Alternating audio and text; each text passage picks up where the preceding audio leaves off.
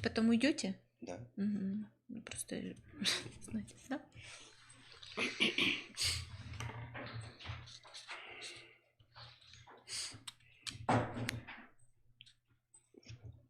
Нет еще. Нет еще. Еще ждем. Ага. Добрый день, уважаемые слушатели, уважаемые потенциальные участники конкурса, необыкновенного конкурса, о котором мы сегодня будем говорить. И в первую очередь хочу вас приветствовать. Меня зовут Кальницкая Татьяна Сергеевна. Сегодня я в статусе методиста Коми-Республиканского института развития и образования. Проводим этот вебинар и хочу представить нашего участника вебинара. Это отец Владимир Ичоткин, руководитель отдела образования и катехизации Сыктывкарской епархии, который очень выступает также соруководителем, да, этого большого проекта, который называется, сейчас вот, да, скажу, республиканский этап 15-го всероссийского конкурса в области педагогики, воспитания и работы с детьми и молодежью до 20 лет за нравственный подвиг учителя. В этом году мы проводим его в очередной раз. И в первую очередь, конечно, хочу дать отцу Владимиру первое слово, чтобы он рассказал об основных особенностях этого конкурса, потому что конкурс совершенно особенный, мы говорим это каждый год, тем не менее не устаем это повторять снова и снова для тех, кто к нам присоединяется. Отец Владимир. Добрый день, дорогие друзья.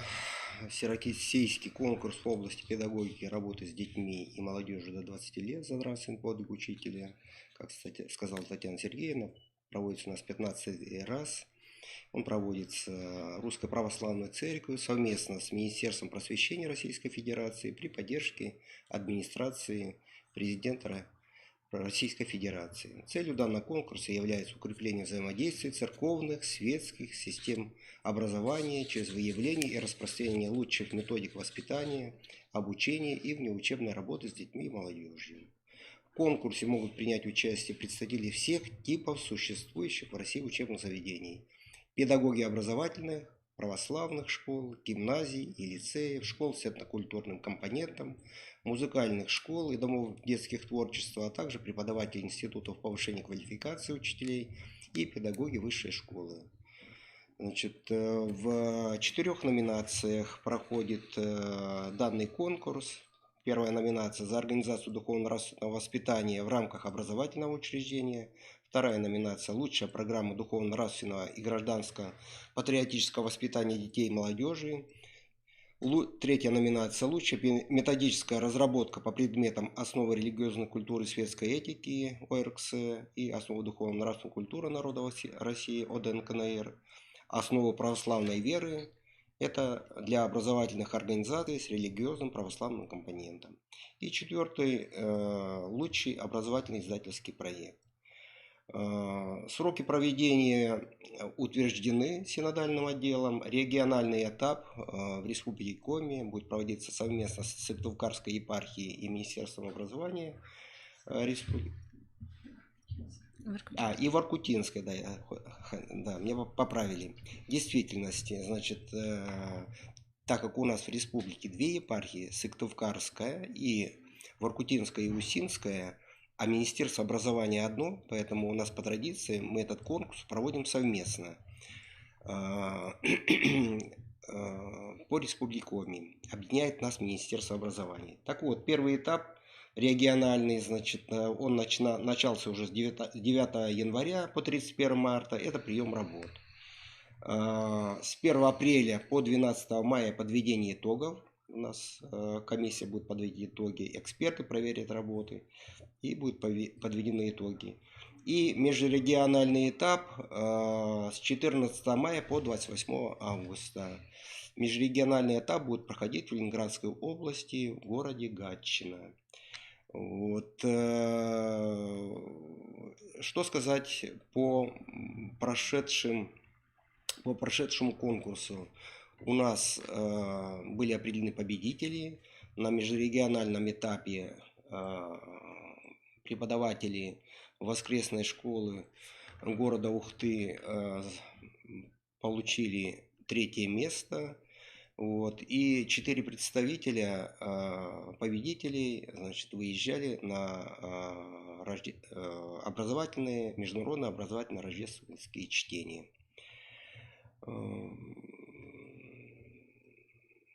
Значит, победители конкурса в номинациях получают денежные премии.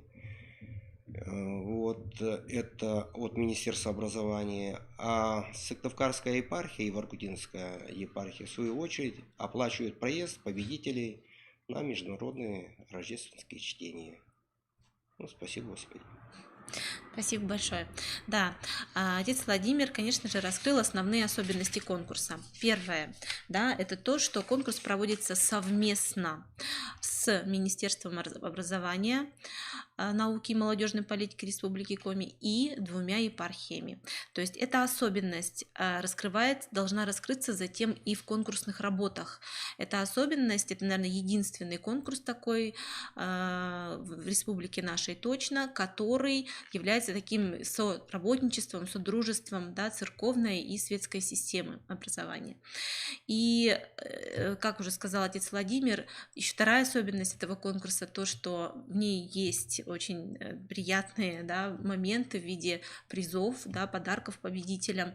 И наши епархии щедро одаривают победителей своих, республиканских имеем в виду, да, вот такими замечательными поездками, которые открывают очень широко кругозор.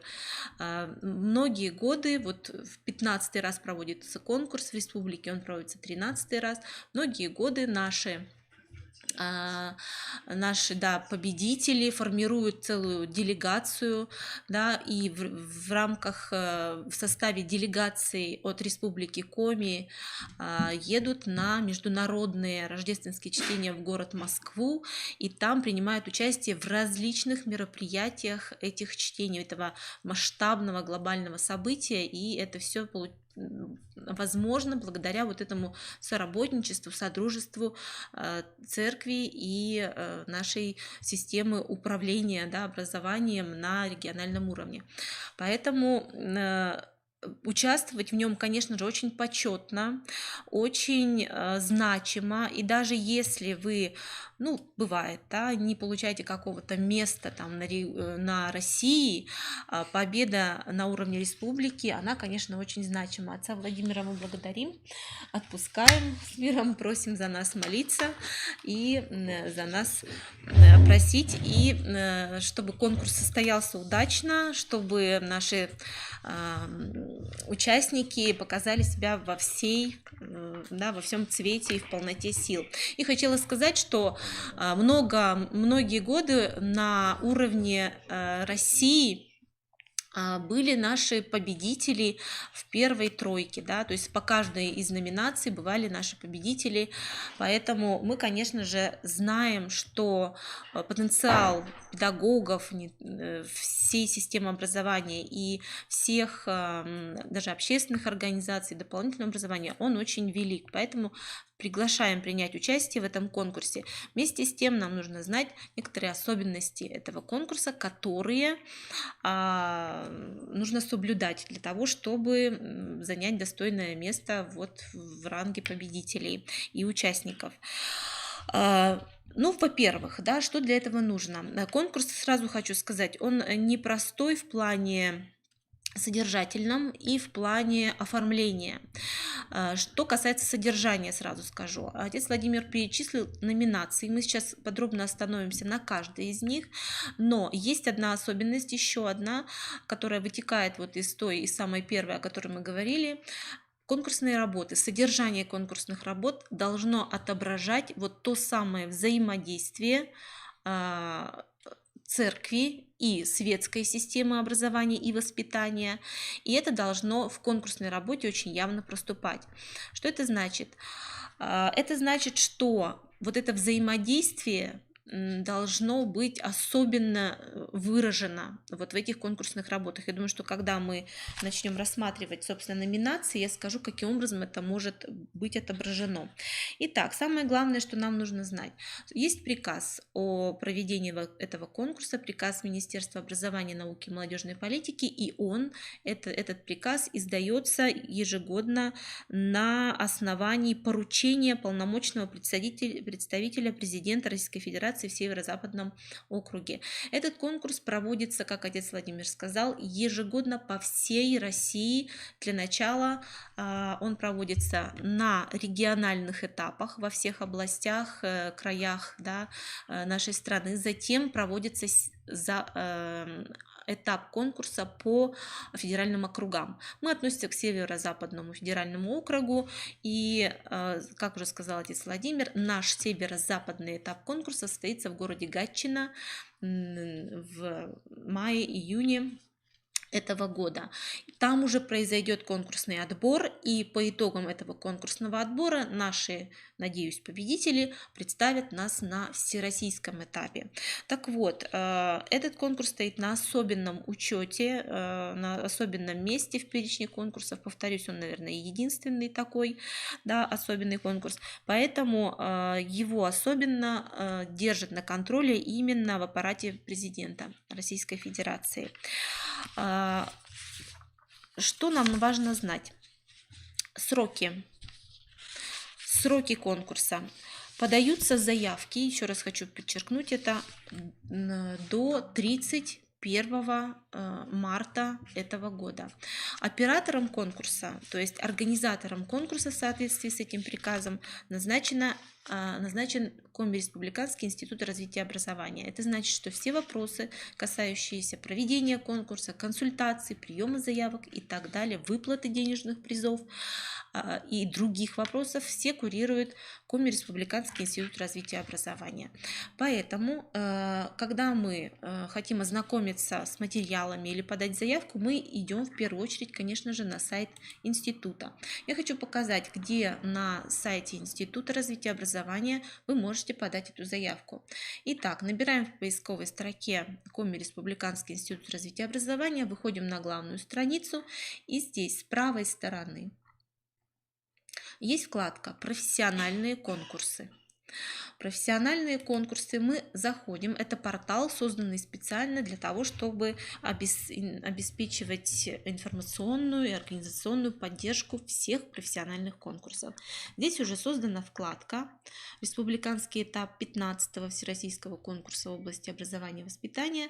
Мы входим, да, в этот отдел, раздел, и мы видим, что здесь размещены основная информация о конкурсе, также размещены основные документы, это приказ об этом конкурсе. Этот приказ Министерства образования, науки и молодежной политики утверждает положение, и все основные требования, условия проведения этого конкурса отображены в этом положении. То есть мы его скачиваем, знакомимся и читаем. Далее, здесь, как вы видите, размещены образцы документов, которые необходимо будет приложить, когда мы будем подавать заявку. К ним мы еще вернемся. Подать заявку можно и нужно вот на этом портале. Вот таким образом выглядит заявка. К заявке я еще вернусь. Перед этим хочу сказать, следующая особенность этого конкурса, мы уже насчитали ее, 5-ю, да, особенность этого конкурса, то, что заявки подаются в нескольких видах. И сейчас хочу открыть положение о конкурсе и показать, какая же особенность подачи заявок существует. Итак, заявки подаются в нескольких вариантах. Пункт 6.3. Во-первых, нет, это не пункт 6.3, вот. Пункт 7. Заявки подаются, во-первых, на бумажном носителе. То есть полный вариант вашей конкурсной работы, включая все необходимые документы, тело конкурсной работы, саму заявку, согласие на обработку персональных данных, аннотацию к работе. Все это будет оформлено в бумажном виде, распечатано и выслано на адрес Института развития образования. Адрес указан, да, здесь город Сыктывкар, улица Орджоникидзе, 23. Вы должны будете выслать полный формат вашей конкурсной работы по этому адресу. Дальше. Следующая особенность, да, этого конкурса, то, что вы 2 раза заполните, отправите свою работу в электронном виде. Первый раз в электронном виде все конкурсные материалы будут загружены именно на портал профессиональных конкурсов на сайте института. Вот сюда, да, вот подавая эту заявку, вы также сюда загрузите эти свои конкурсные материалы, да, которые будут необходимы. Какие конкурсные материалы по каждой номинации мы разберем. Второй. После того, как вы загрузите эти материалы, в течение 70 дней вам должен будет на тот электронный адрес, который вы укажете при регистрации на сайте КРИРО, вот здесь, да, вы укажете свой электронный адрес, вам придет ответ о том, что техническую экспертизу ваша конкурсная работа прошла или не прошла, и вам рекомендуют загрузить работу на федеральный портал конкурса. Дело в том, что с 2016 года конкурс проводится особенным образом, да, конкурсные работы загружаются на федеральный портал. И вся оценка, экспертиза конкурсных работ дальнейшая происходит именно на этом федеральном портале. Для того, чтобы повысить качество работ, направляемых на северо-западный этап от республики, Коми Республиканский институт развития образования, как основной организатор, рекомендует пройти для начала техническую экспертизу. Почему это важно? В прошлом году, впервые, наверное, да, мы участвовали в очном этапе оценки экспертизы конкурсных работ на северо-западном этапе. И увидели там, насколько жестко, насколько требовательно относятся федеральные организаторы этого конкурса к качеству конкурсных материалов, к оформлению конкурсных материалов. Там, где даже на основании того, что титульный лист программы утвержден недолжным образом, конкурсную работу просто не допускают до рассмотрения. То есть не то, чтобы там по содержанию каком-то вопросы возникают, а просто на основании того, что титульный лист неправильно оформлен, конкурсную работу просто отстраняют от участия дальнейшего в конкурсе. И неважно, что там внутри, может быть, она совершенно замечательная, нет, и все. Поэтому, как основные организаторы, мы очень заинтересованы в том, чтобы конкурсные работы были оформлены должным образом, чтобы качество их было высочайшее, и у нас есть для этого все ресурсы, поэтому, повторюсь, да, вы 2 раза загрузите свою работу. Первый раз загрузите на портале института, раздел профессиональные конкурсы, заполните вот эту заявку, дождетесь, когда вам ответят организаторы конкурса, в частности, да, это вот я, как основной организатор, Тамара Александровна Ичеткина, методист Центра развития общего образования института. И по итогам уже технической экспертизы будут даны рекомендации о том, что работа направляется, да, рекомендуется к загрузке на федеральный портал, либо там что-то нужно будет подправить. Согласитесь, это очень хороший момент для того, чтобы стать потенциальным победителем этого конкурса на всероссийском и на северо-западном и всероссийском этапе. Именно для этого мы совершаем такую многоступенчатую проверку конкурсных работ. Конечно, может случиться так, что вы напрямую загрузите на федеральный портал, об этом я тоже буду говорить, но опять же повторюсь, что мы хотели бы повысить качество, создать вам условия для того, чтобы вы могли совершенствоваться. Далее, после того, как вы загрузите работу на вот этот вот портал Коми республиканского развития образования, здесь вам предложат варианты, как можно это сделать. Или вы будете загружать пофайлово, либо вы будете загружать работы в облачное хранилище, как будет удобнее это сделать.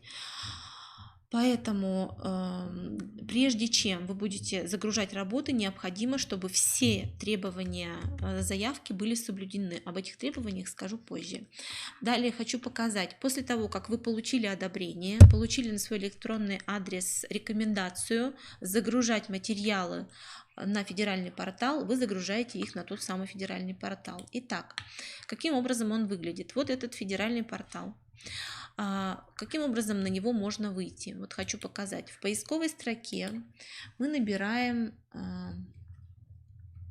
конкурс за нравственный подвиг учителя 2020. И он вам уже, да, система выдает.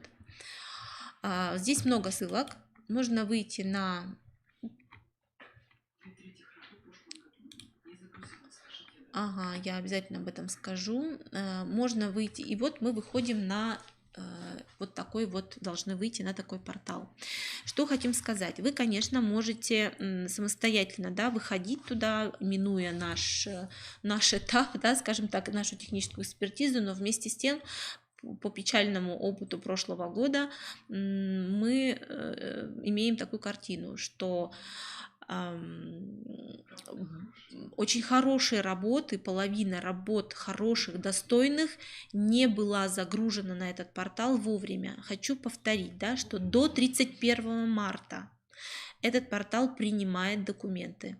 Если на минуту мы опоздаем, то есть наша работа не будет туда загружена. И как бы мы ни умоляли федеральных организаторов продлить нам сроки, открыть портал хотя бы на 10 минут, чтобы наши участники успели туда загрузить материалы, этого сделано не будет. Поэтому держим в голове 31 марта, да, и проверяем, загрузилась ли работа. Если какие-то возникнут технические проблемы, сложности, рекомендуем вам к нам обратиться, да, чтобы мы уже решали эти вопросы с федеральными организаторами конкурса.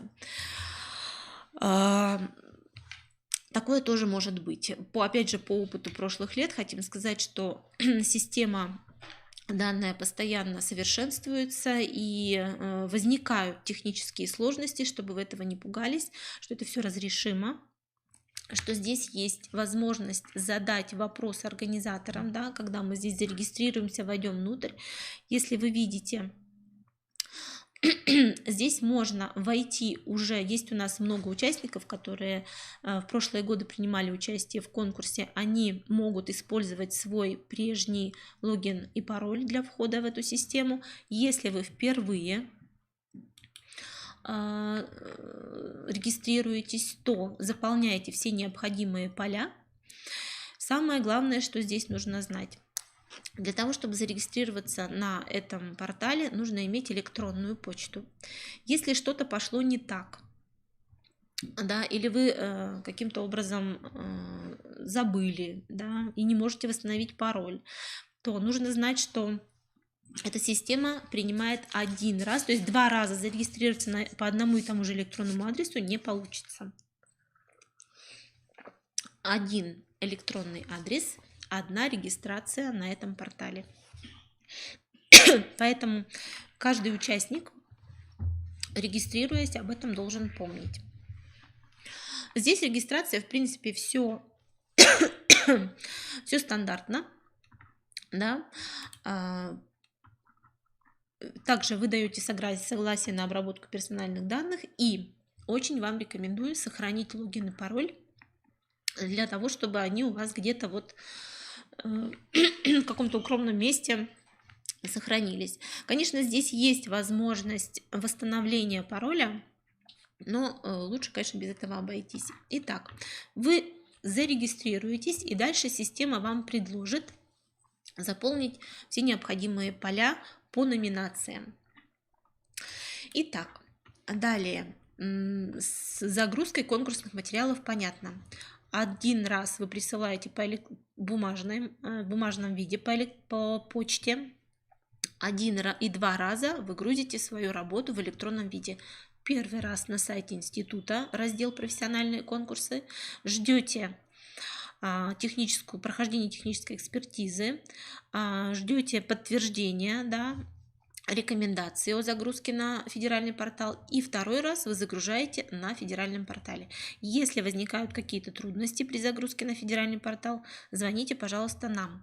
По итогам этого вебинара будет сделана рассылка по управлению образования, и также на нашем вот этом портале будет письмо со ссылкой на этот вебинар, где можно будет спокойно еще раз посмотреть и все понять. А также будет письмо с электронными адресами и телефонами, по которым можно звонить организаторам конкурса, то есть Тамаре Александровне Ечеткиной и мне, Кальницкой Татьяне Сергеевне, чтобы задать свои вопросы.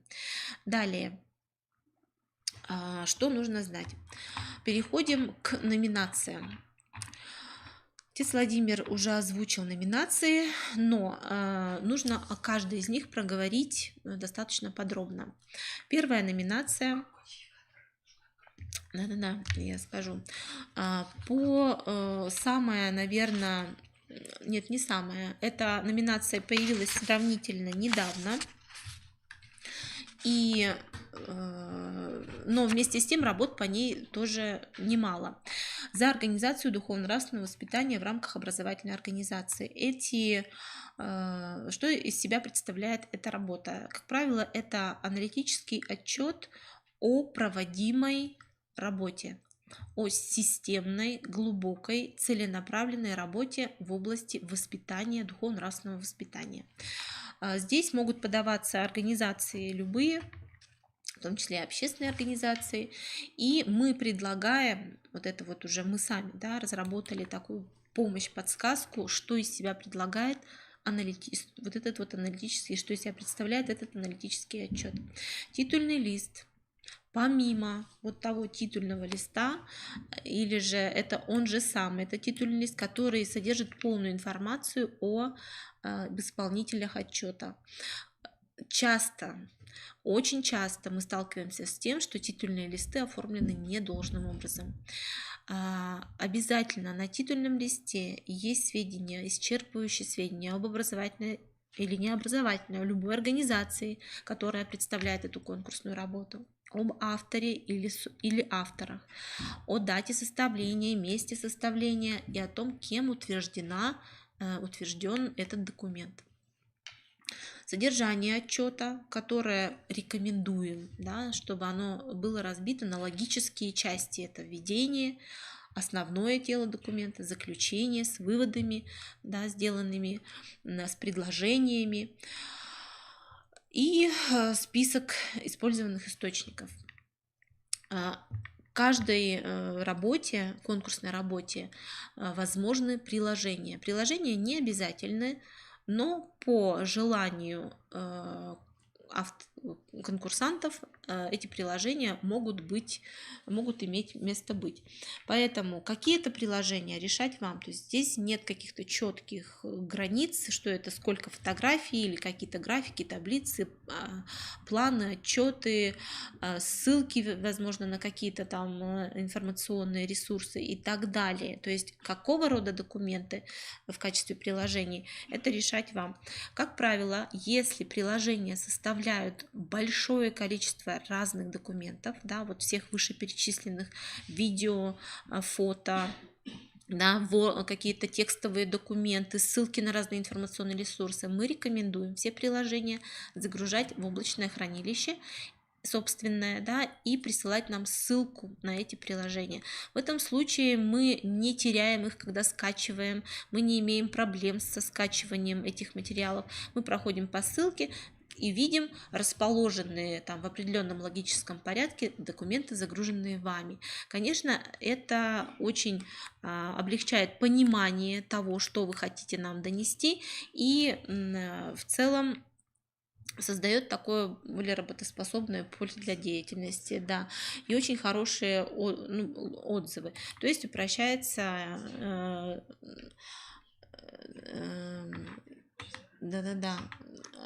упрощается работа. Что хотелось бы сказать, я вот сейчас открываю тот самый приказ, о котором я говорила в начале, приказ Министерства образования, науки и молодежной политики, которым утверждено положение о конкурсе.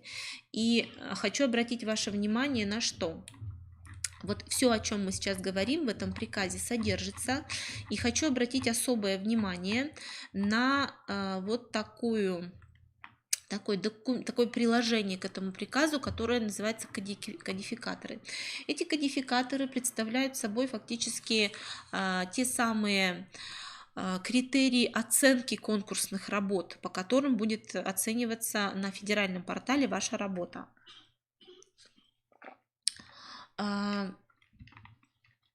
Итак, кодификаторы, условно, они разработаны для каждой номинации свои, но во многом они перекликаются, мы это увидим. Что нужно знать, когда мы подаем документы на ту или иную номинацию? Сейчас мы говорим о номинации за организацию духовно-нравственного воспитания в рамках образовательной организации. Итак, конечно, будет оцениваться в первую очередь соответствие представленного материала условиям конкурса и заявленной номинации. В каждой номинации есть свое тело, скажем так, да, то есть своя особенность, что принимается в этой номинации. Вот когда мы говорим о первой номинации, вот этой, да, за организацию духовно-нравственного воспитания, то имеем в виду здесь, конечно же, целостное представление. Это мы назвали ее, да, отчет.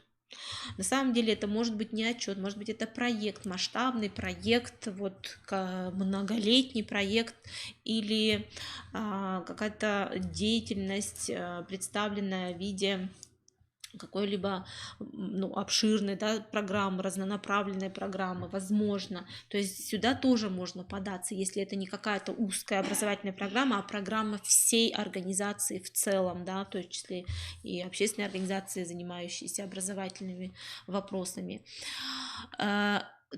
И нужно понимать, да, вот что означает в системе кодификаторов, что означает вот это условие, соответствие условиям конкурса. Так вот, условием конкурса здесь является то самое взаимодействие церковной и светской системы воспитания.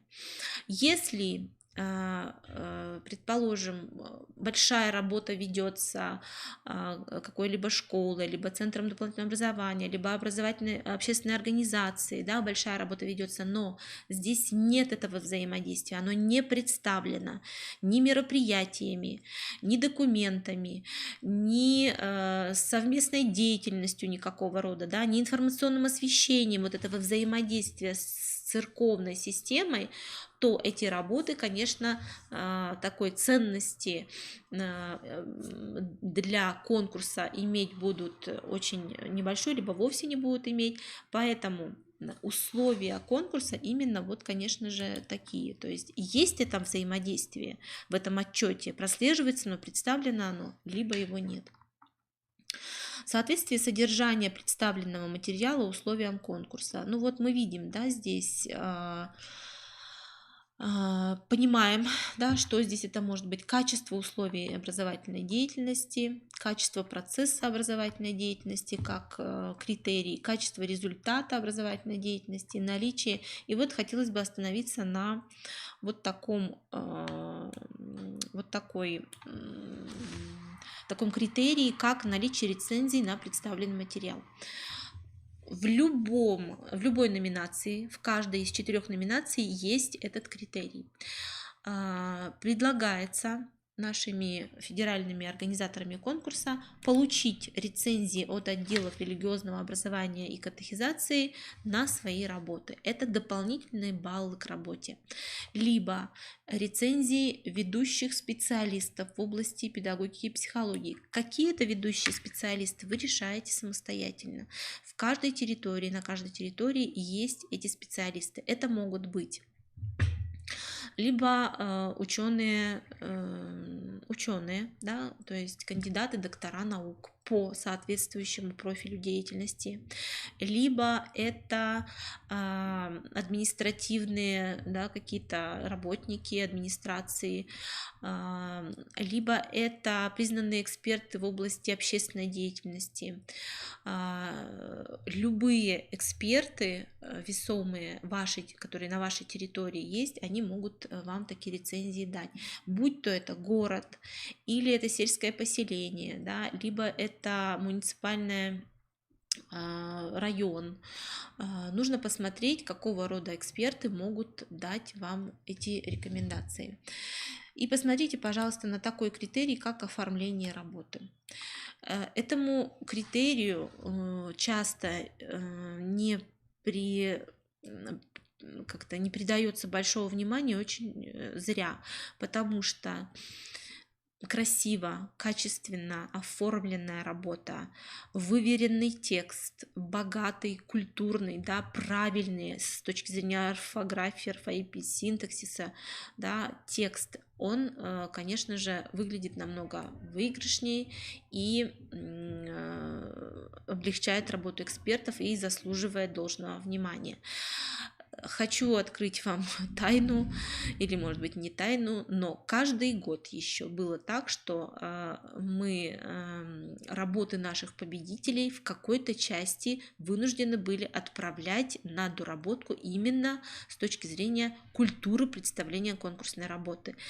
Правильно или неправильно оформленные титульные листы, орфографические и иные ошибки в тексте, неправильно напечатанные названия образовательных организаций, организаций партнеров, то есть названные бытовым языком. Это все присутствует в наших конкурсных работах, к сожалению, из года в год. Поэтому прежде чем вы отправите свою конкурсную работу к нам, да, хотя бы даже к нам, покажите ее филологу, покажите ее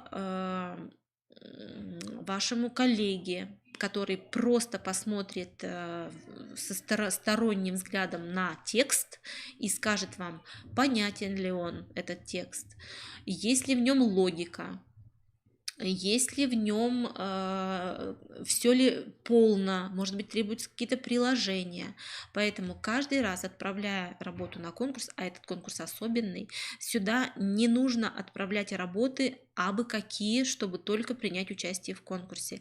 Этого совершенно не нужно делать. Если вы не уверены, нужно ли вам это, да, если работа сделана наспех, то этого делать не нужно. Мы ждем работы, в которой вложена душа, труд многолетний, в который вы хотели бы рассказать всей России о том, что важно для вас, что ценно, что является, может быть, даже смыслом вашей жизни. Именно такие работы имеют шанс на то, чтобы стать вот в один ряд с победителями всероссийского уровня. Именно такие работы мы ждем. Итак, это касается абсолютно всех номинаций, я вот сейчас говорила. Ну и возвращаясь к нашей номинации за организацию духовно-нравственного воспитания в рамках образовательной организации, я думаю, что понятно. Мы переходим к следующей номинации. Это лучшая программа духовно-нравственного и гражданско-патриотического воспитания детей и молодежи. Самая многочисленная номинация традиционно. Какие угодно программы могут быть здесь представлены. Это программы, реализуемые в рамках федеральных государственных образовательных стандартов общего образования всех уровней. Это программы курсов неурочной деятельности, программы воспитания и социализации. Это могут быть программы дополнительные общеразвивающие, дополнительные профессиональные, предпрофессиональные программы, дополнительная профессиональная программа повышения и повышения квалификации и переподготовки. Какие угодно. Это могут быть программы общественных организаций, которые реализуют воспитательные и образовательные проекты. Здесь мы видим кодификатор, критерии такие же, да, это и актуальность работы, и педагогическая целесообразность, в которую входит возможность использования работы и ее результатов в практике других регионов. Здесь, когда мы направляем программу на конкурс, вот именно в этой номинации нещадно откидываются, отбрасываются работы, оформленные недолжным образом, именно по той причине, что их много, да, конкуренция жесточайшая. Самое простое — взять первую попавшуюся программу и отправить на этот конкурс. Ну, это кажется, что самое простое. Если титул оформлен недолжным образом, ее даже не будут смотреть, ее даже не откроют. Поэтому, пожалуйста, будьте внимательны и уделите должное внимание оформлению этой работы.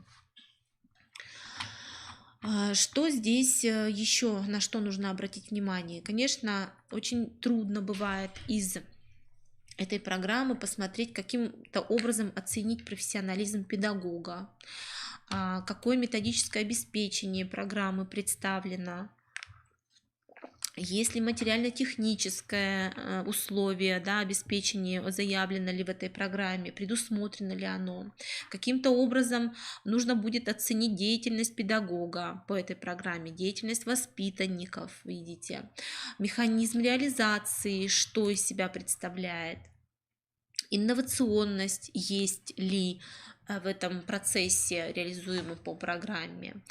И, конечно, очень важно, это краеугольный камень любой программы. Мы говорим об этом из года в год и отмечаем в итоговых приказах о конкурсе о том, что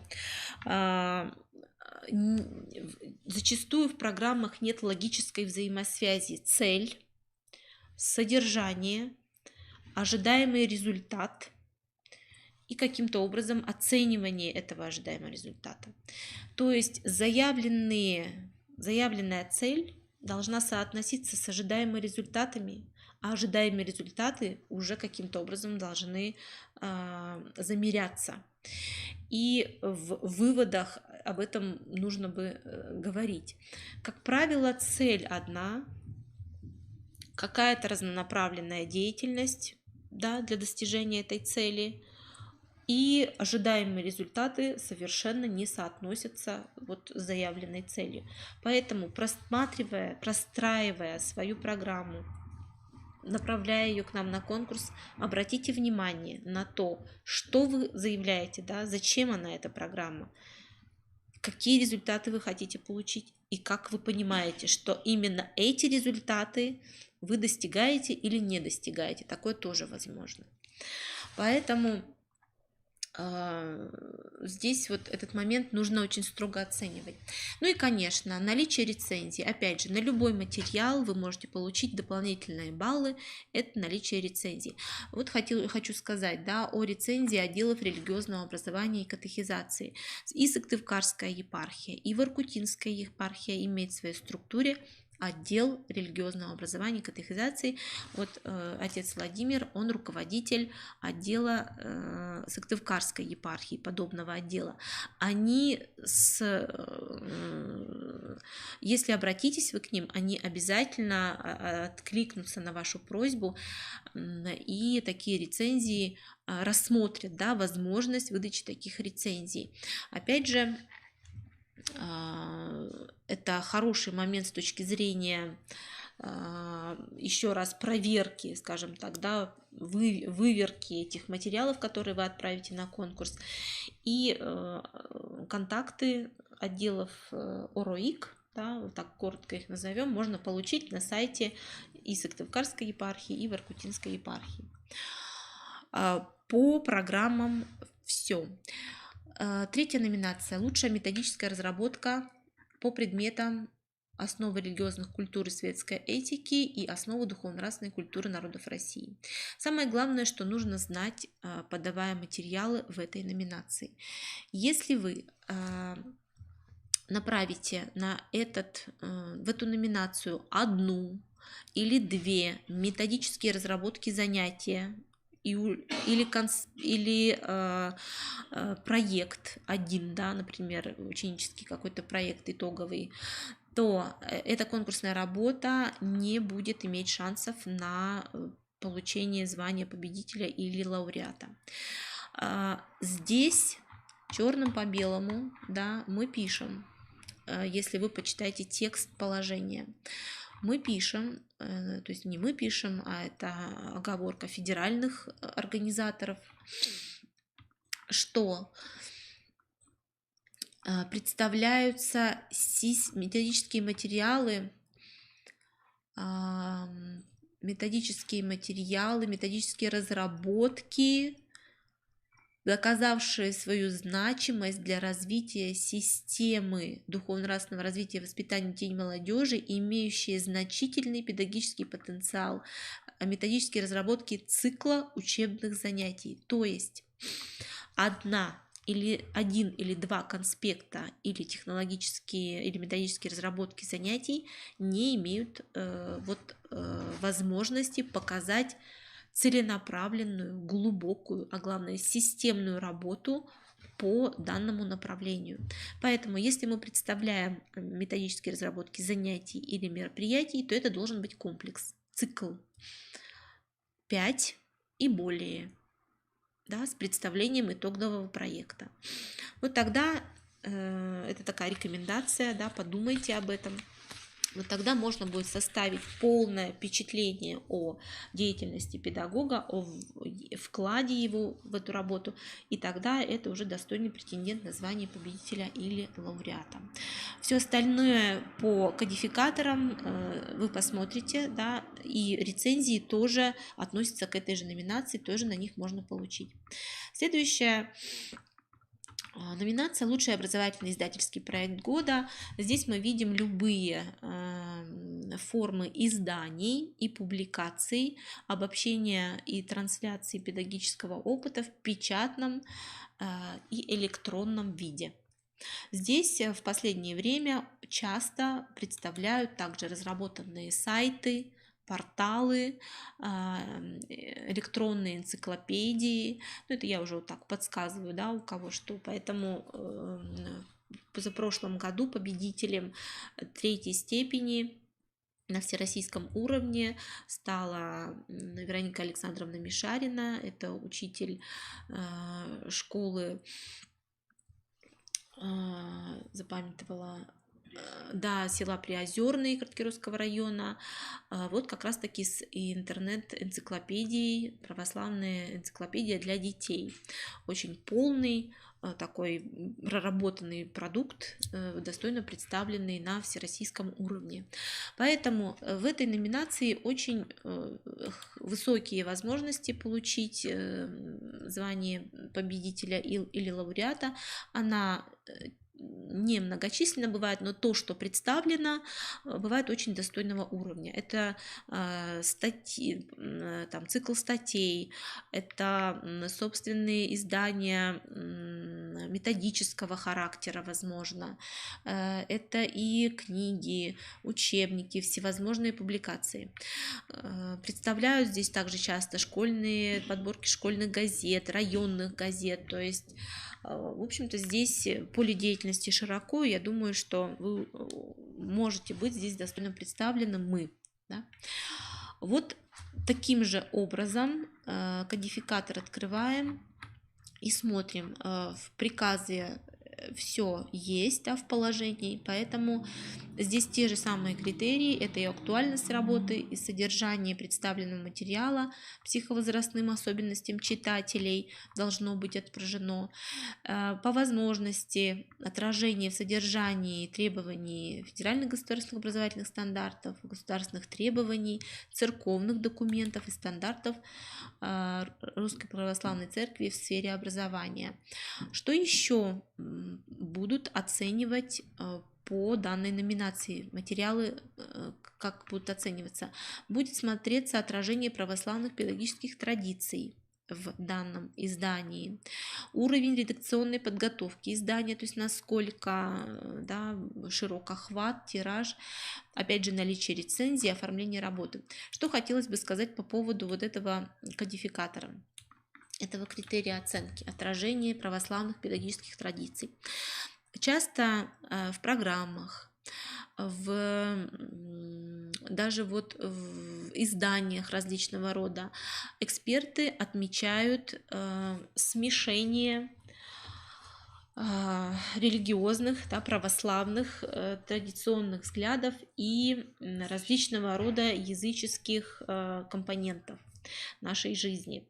Например, если вот в программе отображен календарный, например, календарь событий, да, календарь праздников, то обязательно в какой-нибудь работе будет празднование таких праздников, как Ивана Купала, предположим, да, с прыганием через костры, пусканием венков на воду, с чествованием всевозможных духов земли, воды и так далее, то, конечно, эти работы не пройдут мимо экспертов и будут отстранены от, скажем так, от представления к призовым местам. Почему? Да, объясним. То есть каждый год мы на это обращаем внимание, тем не менее это продолжает. В нашей комикультуре так сложилось, что очень тесно переплетены православное мировоззрение с языческим. И вот это наш вот такой миропорядок, да, он отображается и в нашей педагогической с вами деятельности. Вместе с тем мы должны понимать, да, как педагоги, как люди, несущие образование и просвещение детям и подросткам, и молодежи до 20 лет, что есть православная традиция истинная христианская, а что есть язычество. Поэтому эти вещи нужно разграничивать, понимать и детям объяснять. Ну, соответственно, и конкурсные работы на этот предмет тоже рассматриваются. Что еще, на что хотелось бы обратить внимание? По номинациям мы закончили. Теперь хочу обратить внимание на сроки. Итак, прозвучала дата 31 марта.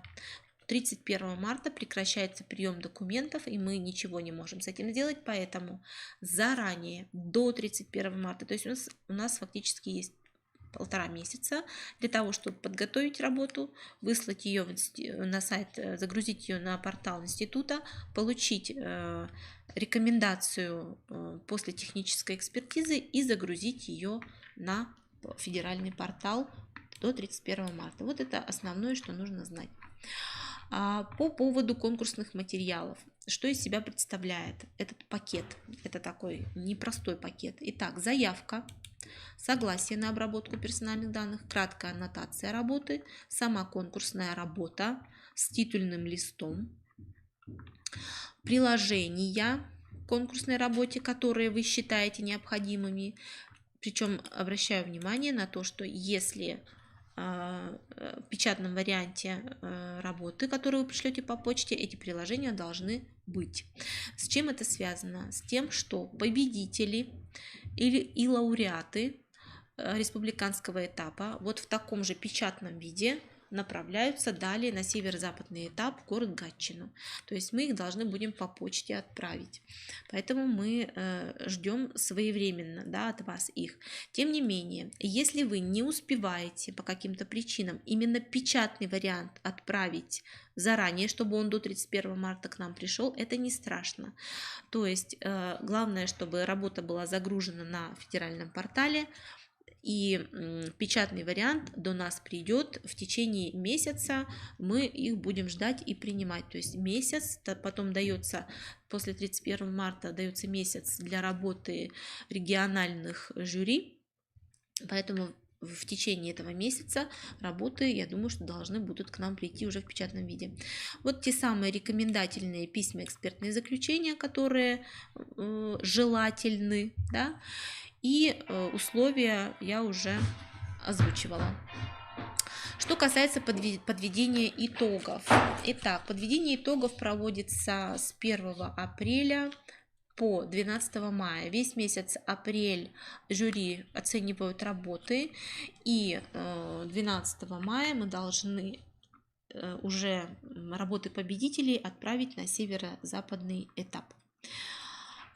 Участники конкурса получают сертификаты участника в электронном виде. Победители и лауреаты получают грамоты и диплом победителя. Каким образом происходит, кто лауреат, кто победитель, да, определяется каким образом. Итак, в каждой номинации определяется один победитель. В каждой номинации. Кроме того, по конкурсу в целом, вне зависимости от номинаций, определяется один абсолютный победитель первой степени, два лауреата, прошу прощения, лауреат первой степени 1, два лауреата второй степени и 3 лауреата третьей степени. Таким образом, 6 работ. Именно эти 6 работ поедут на северо-западный этап и будут представлять нашу республику в городе Гатчине.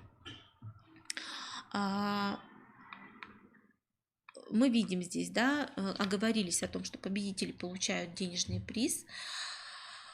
В каком размере пропорционально решается оргкомитетом с правами жюри, и работы победителей конкурса, вот этих 6 лауреатов, опубликуются на портале «Открытое образование Республики Коми» в разделе «Лучшие практики». Это очень хороший момент. В предыдущие годы победители, то есть все победители этого конкурса опубликованы уже там, да, конкурсные материалы, и все имеют возможность ознакомиться с этими материалами в открытом доступе выложенными, каким образом же все-таки выглядят, да, эти победители конкурсов. Здесь адрес портала указан, поэтому автоматически победители размещаются там, поэтому мы уже не спрашиваем разрешения, можно или нельзя. То есть таким образом вы даете свое согласие на то, чтобы ваша работа была опубликована в открытом доступе. Далее, требования к работе, кодификаторы мы с вами посмотрели. Обращаем ваше внимание на требования к работе. Все образцы документов, которые я перечислила, они будут вот на портале на сайте Института развития образования, образцы документов, и образец заявки, и образец согласия, и краткая аннотация работы. Прошу очень внимательно отнестись вот к этому виду документа, как краткая аннотация конкурсной работы, не более 1000 печатных знаков в формате Word. Также нужна для того, чтобы достойно, то есть представлена была работа. Эти аннотации загружаются также на федеральном портале. Без этих аннотаций наши победители не могут принять участие в северо-западном этапе. Далее. Требования стандартные. Вы видите здесь требования к размеру шрифта, пробелам, к оформлению ссылок, к оформлению списка литературы. Что еще, на что хочу обратить внимание. Когда вы будете заполнять заявку, пожалуйста, указывайте полное и верное наименование вашей организации в соответствии с учредительными документами, с уставом. Потому что часто бывают случаи, когда наименование организации указано неверно, сокращенно, и организаторы теряют очень много времени и совершают ошибки в наименовании организации в итоговых приказах, не зависящие от них. То есть от того, как вы укажете свою организацию, то и будет внесено далее в итоговый приказ. И обращение потом по поводу того, что неправильно переделайте, пожалуйста, приказ, там неправильно указана наша там школа или центр или еще что-то, это, конечно, рассматриваться такие обращения уже не будут. Поэтому будьте внимательны. Здесь указаны ссылки на федеральный портал и на портал института. И далее очень важный момент – это инструкция для регистрации и загрузки конкурсных материалов на портале конкурса за нравственный подвиг. Здесь все предельно просто. Если возникают трудности по заполнению регистрационной анкеты, можно позвонить, обратиться к нам, но для начала попробуйте сами. То есть очень подробная инструкция здесь размещена. Еще раз хочу сказать, да, образцы титульных листов тоже на нашем портале размещены. Их можно скачать в формате Word. И состав оргкомитета с правами жюри тоже указан. Итак, дорогие участники, дорогие слушатели, хочу пожелать плодотворной работы и ловлю себя на мысли, что очень жду этих новых работ. Проводим мы уже который год нашей дружной командой Института развития образования этот конкурс. Он непростой, и каждый раз мы открываем для себя новые имена. Вот таких имен, таких новых звезд наших в области воспитания мы приглашаем к участию и делаем все возможное для того, чтобы затем ваша работа, ваш труд, ваш вклад стал доступен и известен как можно большему количеству людей. И таким образом вместе будем делать наше общее дело по духовно-нравственному воспитанию нашего подрастающего поколения. На этом вас благодарю. С вами прощаюсь и жду